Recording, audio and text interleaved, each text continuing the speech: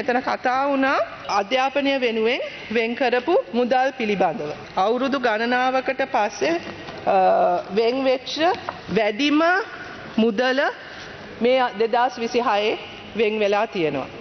වැඩිම මුදල ගරු නියෝජ්‍ය කතානායකතුමනි ඒ බිලියන 7.04ක් 704,308 million has been allocated for education. This is 2.04% of GDP.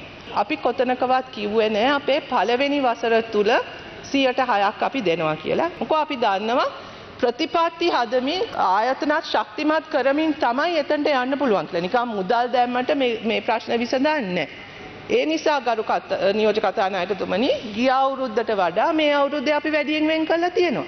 මේ ට්‍රෙන්ඩ් එක මුදල් වලට ඒ ආයතන ශක්තිමත් කරමින් ප්‍රතිපත්ති ක්‍රියාත්මක කරන වේගයත් සමග අපි වෙන් කරන මුදල් වැඩි වෙනවා අනිවාර්යයෙන්ම. මේ අවුරුද්දේ 2.04% මේක අහුගිය වසර ගණනාවක් තුල අධ්‍යාපනයට වෙන් වෙච්ච වැඩිම මුදල කියන එකත් මම මතක් කරන්න කැමතියි. ඒ වගේම අධ්‍යාපන ප්‍රතිසංස්කරණ සඳහා ප්‍රාග්ධනය වෙනුවෙන්ම මිලියන 3000ක් අපේ අමාත්‍යාංශයට වෙන් වෙලා තියෙනවා. මෙතන 2025 කරපු වියදම පිළිබඳව කතා වෙනවා. මතක් කරන්න ඕනේ අපි මේ වියදම් ඉදිරිපත් කරන්නේ මැයි මාසයේ සිට මැයි අප්‍රේල් අග තමයි අපේ අයවැය සම්මත වුණේ. මැයි පළවෙනිදා ඉඳන් ඔක්තෝබර් මාසේ 15 දක්වා තමයි අපි මෙතන මේ මුදල් වියදම පිළිබඳව වාර්තා කරන්නේ.